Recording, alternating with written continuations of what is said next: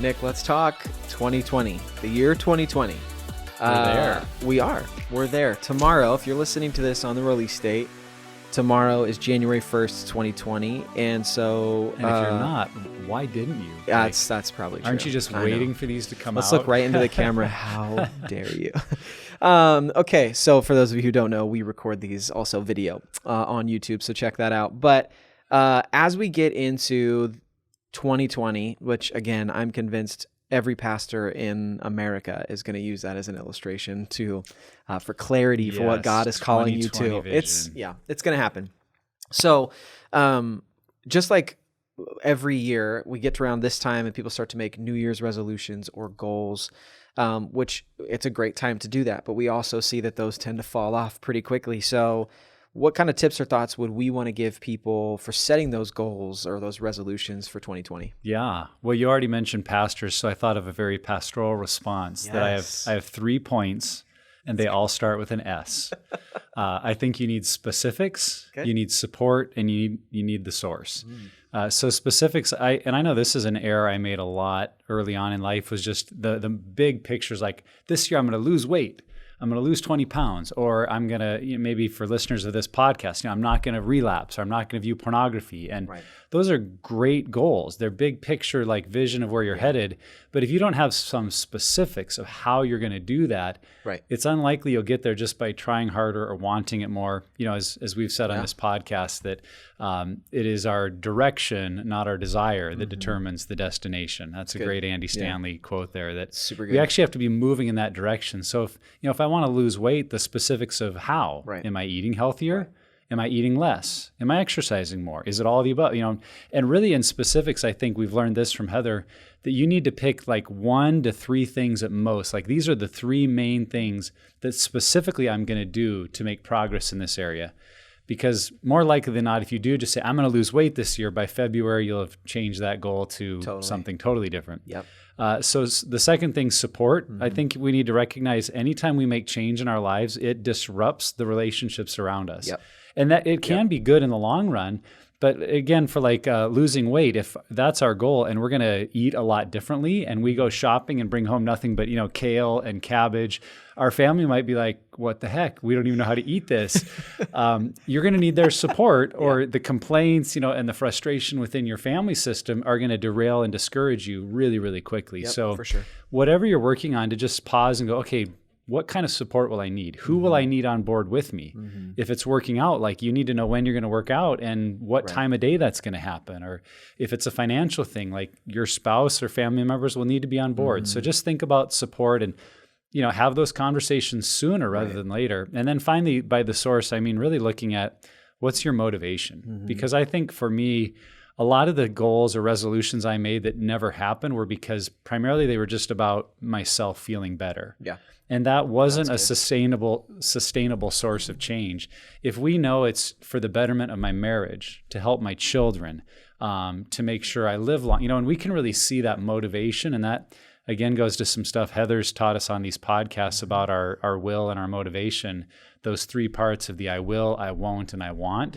So willpower isn't just what we won't do. It's also knowing what we will do. So the specifics and the support, but also the I want, the big picture of why am I really doing this? Because if you realize your goal is just something totally self-motivated, I mean, that can motivate us intrinsically, but it's easy to lose sight unless there's something kind of beyond ourselves that motivates us. Those are the goals we tend to hold on to and pursue no matter how hard it gets. Well, I mean, this is perfect because mine also starts with an S. So 4th S would be... look at us. For me, what came to mind is self-care goals. I think a lot of us have lose weight, but a lot of that tends to be because I want to look better or feel better. But very rarely do we make goals like, I want to read 30 books this year, or I want to make sure that I'm connecting with a friend 1 time every single week, or I want to implement Sabbath or silence and solitude into this year. Like things like that. I think that self-care needs to be something that we do.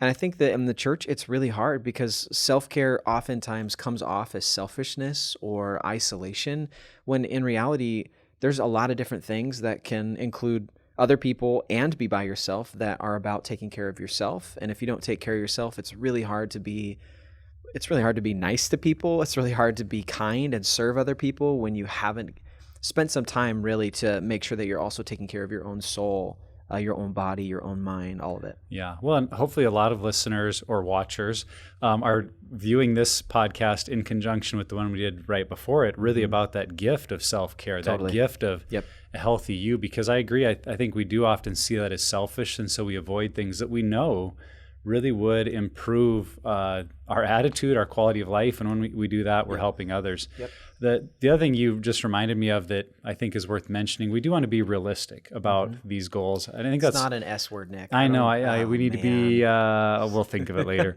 But thinking of Robert Vandermeer, who's been on a number of the podcasts, I love the illustration he uses of that commitment to change. If a guy's like, I'm going to get up at 5 a.m. every day and read my Bible and pray for an hour and a half. And it's like, well, what time do you currently get up? Yeah. Well, 8:30. Right. And well, how much are you reading your Bible now? None. Yeah. So the idea, I mean, it's a very noble idea that we're going to go from 0 to 60 overnight. Yeah, totally. But maybe more realistic goals that say, this year I'm hoping 3 days a week for 15. If I'm at 0 and I could go to 3 days a week, 15 minutes a day, that's a great step forward. And even if, this is the other side of it, you could start out every day for an hour. That's awesome. Yep. But if you start to find that's hard to sustain and your big goal is just to be consistent at 3 days, maybe you'll level out there and feel okay about yourself. Totally. So just be realistic where you're at and what can you get to in this coming year. Totally. Absolutely. That's good. Okay. So as we think about these goals, resolutions, a new year, what are some things, Trevor, that you are specifically focusing on in 2020 to continue in your own health? Yeah. I like this question because we share a lot of stuff really about ourselves, about our families, about our recovery on the podcast, but this is just a different type of question. It feels like where I'm sharing more of what I'm learning. But for me, the couple things, slowing down, and I'll get to a book recommendation later in the episode that has really helped me identify that as something I need.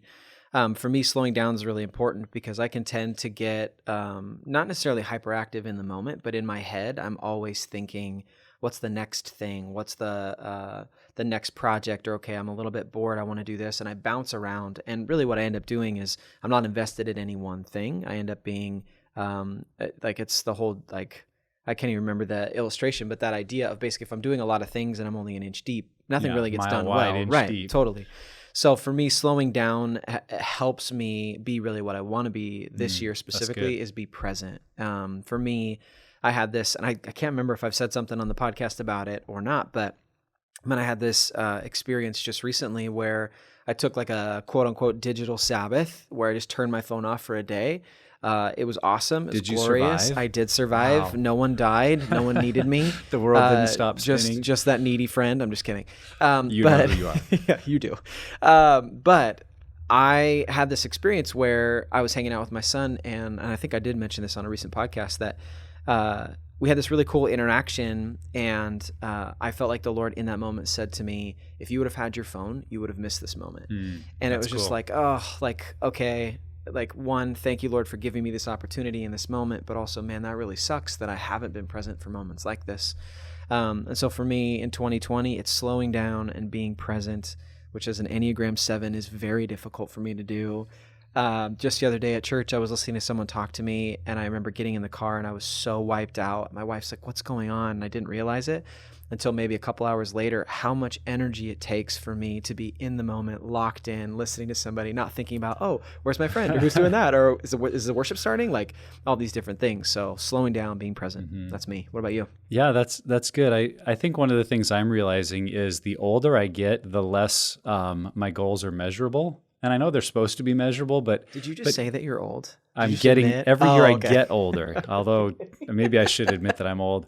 So as I think of 2020, one of my major focuses is, in a similar way, being present, but really about the season of life I'm in more than anything. Because, my wife and I have 4 kids. They're between the ages of 15 and 17, and we are just busy.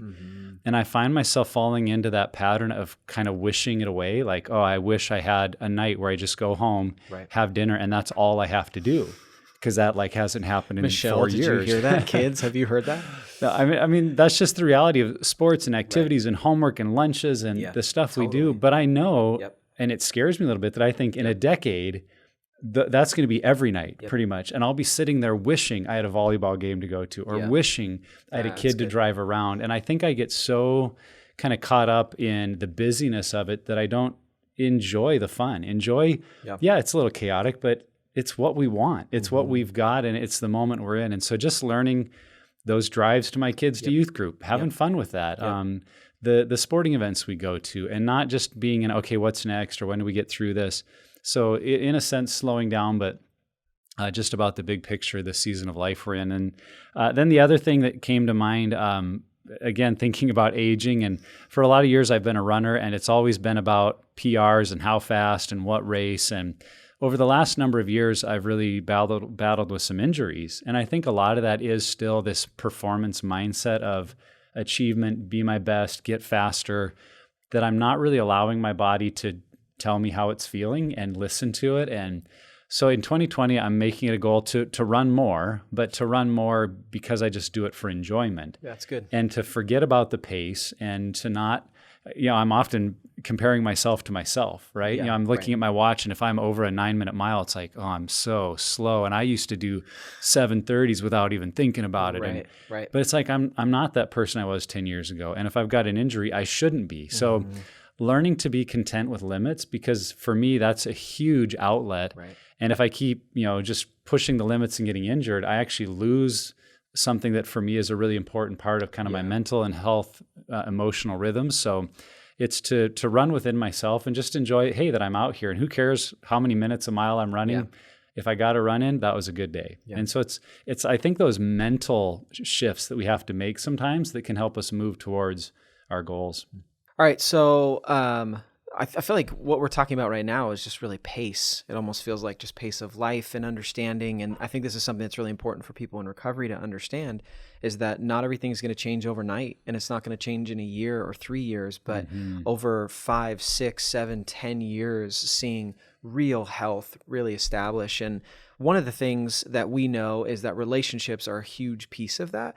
And so really, I just want to give us kind of an opportunity to talk a little bit about what we think in 2020 we would encourage people, or give some thoughts on how to better invest in relationships. Yeah, well, I'm glad this question is in here, because I think when we talk about resolutions in a new year, it's human nature to look at myself. What am I going to do for me? And we kind of forget, oh yeah, I've got relationships. How could I work on those? Or I want to meet 20 new people this year. And it's like, you're weird. What are you talking about? How could we just invest in the people God's put around us? So the two things that came to mind for me on this one, and number one is really one I'm working on a lot, is to take initiative. Particularly like with my kids or with friends, because I think I find myself maybe waiting for the moment to be right, or for it to come up naturally. But like I think about taking my daughters out for coffee, or on a little mini daddy-daughter date. Well, they rarely are going to bring that up. I mean, I know they love it when we do, but I have to initiate, and it's not always going to be perfect. And an example of this was a couple of weeks ago. I took one of my daughters out for coffee before school, and it wasn't like super easy to make it work and or convenient. She was really excited to do it, but just in our family routine, it kind of disrupted everything. So it would have been easier for me to go, oh, we'll do it later. We'll do it later. Yep. But that's, I think, the trap we get into, is it's always going to be later. And so just looking to initiate with kids or spouses or friends, that when you have a good idea of something that could build into the relationship, take initiative. And the timing probably won't be right. There's never a good time to carve out a few hours just to go be with a friend or with your spouse. Right. There will always be something else you could be doing, a chore or a task or a to-do list or an email. So it's being willing to push pause and take that initiative. And then, with that, the second thing, and we've talked about it on these podcasts, when I think about what I really hope is a priority for people, is having that regular date night with their spouse, where they're really unplugging from their the household. How do we have to get everything done? Kind of the normal stuff we all talk about. Who's going where? If you go out and that's all you talk about, it's not really a date night. It's just talking about your life in a different location. A date night, the purpose is really, it's about you as a couple. Just how are we doing? How are you? How could I build into your life? And one of the things we've been doing for the last couple of years is just using like those John Gottman question decks, I'll have my own, is just to sit and ask questions you don't normally ask. That's what we miss a lot with the hustle and bustle of family life, is to just stop and go, what made you happy this week? What was your low moment this week? What's something I've done in the last month that you appreciated? What's something I've done that I could have changed? Just questions that maybe wouldn't come up in your day-to-day stuff. So that to me is what I love about date night, is remembering that there's a real living person here that I will never fully know or understand. And the more we get into those questions, the more I'm reminded of, man, this is a person I'm intrigued by. This is a person I really love hanging out with. And if we just go through the same old routines and what are you doing Saturday, where are we going, it doesn't create that depth. So on those date nights, really engaging in your relationship and asking each other good questions. That'd be my encouragement. Yeah, me and Amy have been doing every Sunday night. We end up doing this where we do what's called a marriage journal, and I think it's Jeremy and Audrey Roloff have this like little marriage journal, and it's something you do every week that's got a little kind of Devo thought, and then you map out your calendar for that week, and then it asks those specific questions like, what's something that brought you joy? What was hard? What's something you've been dreaming about this week? How can I pray for you? What can I do for you this week? And so being really intentional is definitely something that we're seeing fruit from as well. So I would totally echo that one. Mm-hmm. Another thing too is like maybe set a goal, and we were talking about measurable, right? Specific goals, using the S's, staying on point with your sermon that we're preaching. Like make something specific. Like I want to spend time with one friend every week. And maybe that's not coffee or a movie or dinner or lunch or something like that. Maybe it's a 15-minute phone call on your way to work or way home from work. Or maybe you decide to tack on after growth group, you guys go out for ice cream, or whatever it may be. Spend some intentional time really pouring into the people around you. Like you were talking about that being intentional. And make it a goal to at least connect with one person per week. And I think that we'll find that as we press into that, it's like, oh man, I need to do this more. Like, this is cool. I need to talk to so-and-so and so-and-so and really branch out. And we'll see that, we talk about isolation being such a difficult thing to shake and such a thing that pushes you into addiction and unhealthy behavior. And so I think that just setting a goal of connecting with one person starts to kind of open the door more, and we step out of isolation way more often. Yeah. So, yeah. Yeah, making those relationships a priority. It doesn't come naturally, but it's something that can be a real game changer. Another thing, and it's interesting because a quote that has stuck with me since I was a teenager was someone who said, nothing will change. You will be essentially the same person 10 years from now as you are, except for two things: the people you know and the books you read. That they said it's the people you know and the books you read that influence you. So let's talk about that. What are some book recommendations we might give to our listeners for 2020? Yes, I love this question. We have talked about it in podcasts before. I love to read, which I didn't always love to read. And I'm going to tell this little story before I give the recommendations. I heard a podcast years and years ago with C.J. Mahaney, who said that there are men and women sitting on your shelf just waiting to disciple you and to teach you. You just have to be willing to open the book and listen. And for me, I used to hate reading until I heard that. And I was like, oh my gosh, okay. I've always wanted to grow and develop. Maybe I need to crack some books open. And, the more you read, the more you seem to love it. A couple books for me. I have three of them. The first one is, and it's something we've read, a lot of staff has read. We've gotten into the Enneagram a little bit. It's called The Road Back to You by Ian Morgan Cron and Suzanne Stabile. I love it because the Enneagram is such a great self-awareness tool. We use that language a lot here on staff. And if you've listened to the podcast, people know our numbers for sure, but it's definitely something that you start to learn about yourself and the filter that you have and what your motivations are, but then you also learn about the people around you. So it helps you be better in relationship. So that's my first one. One that just came out recently, which has totally rocked me, by John Mark Comer, is called The Ruthless Elimination of Hurry. Talks about how really secularism, atheism, they're not what are destroying spiritual growth today. What's destroying spiritual growth and development is actually the hurry and the hustle of our life. In the Western culture, especially in the church, it's just becoming more and more of a thing. And so walks through 4 spiritual disciplines that really, really help. For me, I feel like it's one of the books that I will continue to read every year and has changed my life, already implementing stuff. So I would check that one out. And then the last one is called The Culture Code by Daniel Coyle. This book has even helped me just as a leader in my department and as a friend. And one of the big things is just what kind of belonging cues am I giving off? Like, so when someone comes to my office, are my doors open and do I have a smile on my face, or are my doors always closed? And when someone knocks, I'm like, what is it? Come in. Like, there are certain things that we can do to affect the culture around us. And so those are the 3 that I have. I know you've got some. Let's hear them. Yeah, that's good. I like what you said at the beginning there, because I just saw that Randy Alcorn on one of his social media platforms said, he talked about books like spending time with someone and compared it to, are we going to spend time with this television show or movie? It was convicting. It was like, oh, that's good. I need to spend more time with really good people. Yeah, the 3, and this first one might sound like some promotion of the ministry, but honestly, I mean it when I say this was probably my favorite book this year, was How to Talk with Your Kids About Sex by our friends Rodney and Tracy Wright. Just their vulnerability, their humor, their honesty, and it's, the season of life I'm in with kids and raising that. I took so much out of that encouraged me as a dad and a parent, and am still trying to implement some of the things I took out of there. Totally.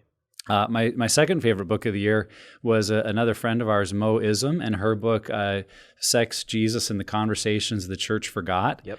I appreciate the book so much because it's written by a female addict, and there's not enough of those stories out there. It's helping normalize the behavior in terms of recovery and facing it without normalizing the sin or making it okay.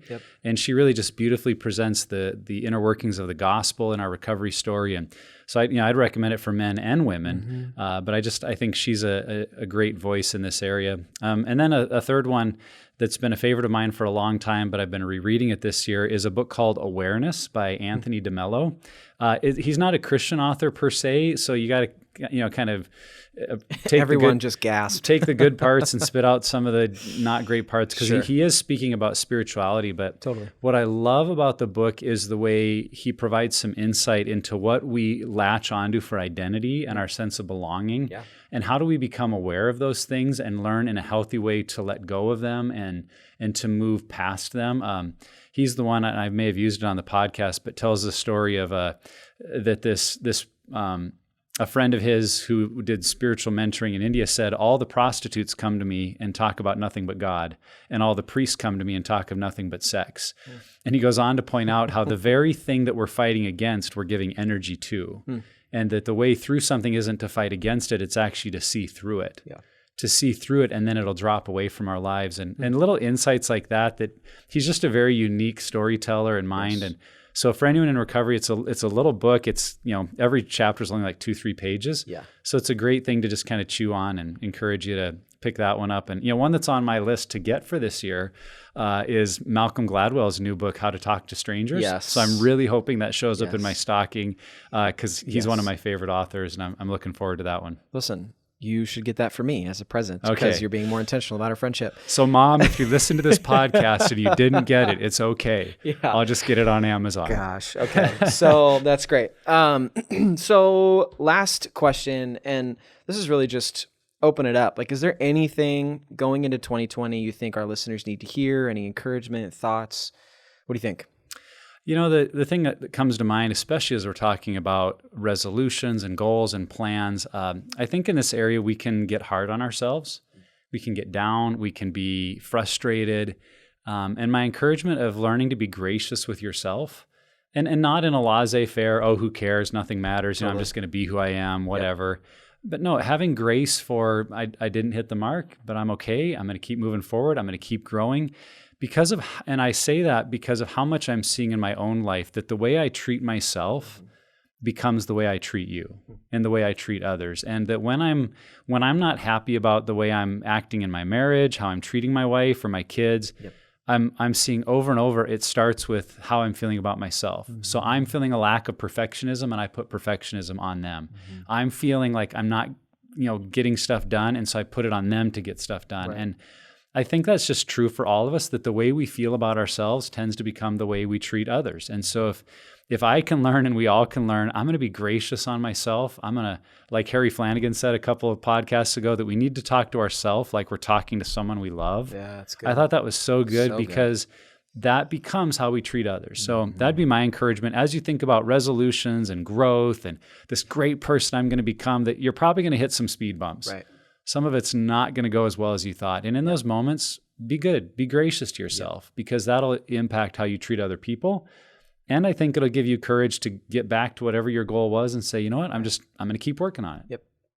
Yeah. I think the only thing I'd add to that is just, take advantage of the year, like take advantage of 2020 and be proactive, not reactive, which is really hard to do. But if we proactively put things into place, and everything we've said up until this point, if we are actively and intentionally being proactive about what we want, like think about where you want to be in 5 years and backtrack. What are things you can do now that you know are going to set you up for 5 years later?